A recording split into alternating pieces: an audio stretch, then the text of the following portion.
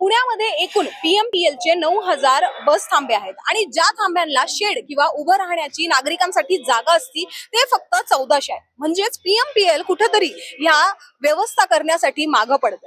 हो, आणि पुण्यामध्ये सगळ्यात जास्त वर्दळ असणारी किंवा सगळ्यात जास्त नागरिक आणि प्रवासी तिथून ट्रॅव्हल करतात ते म्हणजे स्वारगेट. आणि या स्वारगेटच्या परिसरात आपण आलेलो आहे. आपण इथं बघू शकताय की किती जास्त प्रमाणात नागरिक इथं आहेत आणि इथं मोजून 1 ते 2 बस थांबे आहेत.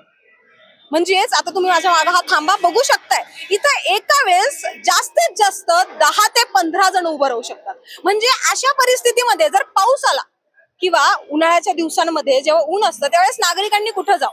आणि सगळ्यात अवघड परिस्थिती होती महिलांसाठी आणि वृद्ध नागरिकांसाठी. म्हणजे ह्या वृद्ध नागरिकांना जास्त वेळ उभं राहता येत नाही, महिलांना जास्त वेळ उभं राहता येत नाही किंवा जर बस येण्यासाठी उशीर होत असेल त्यावेळेस या नागरिकांनी कुठं बसायचं.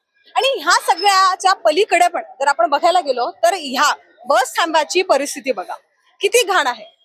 इथं जागा असूनही कोणत्याही नागरिकाला बसावं वाटेल असं तरी ही जागा किंवा हा बस थांबा नाहीये, जसं आपल्या सगळ्यांना दिसून येतं. आणि पीएमपीएल आपल्याला भेटलेल्या माहितीनुसार इथं परवानगी पण दिलेली आहे मोठे बस थांबे बांधायची.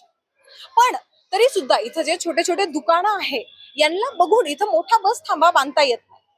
आता ह्या सगळ्या गोष्टीसाठी किंवा नागरिकांना ह्या गोष्टीचा जो त्रास होतो याच्यासाठी जबाबदारी कोण घेणार आहे? पीएमपीएल.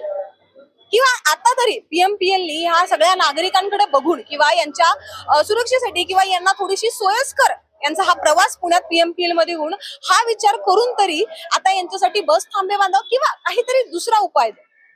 आता ह्या गोष्टीसाठी ही पीएमपीएल काहीतरी पाऊल उचलतंय का आपण ते नक्कीच बघूया. तोपर्यंत मी मृदुला नारळे, न्यूज डॉट्स पुणे.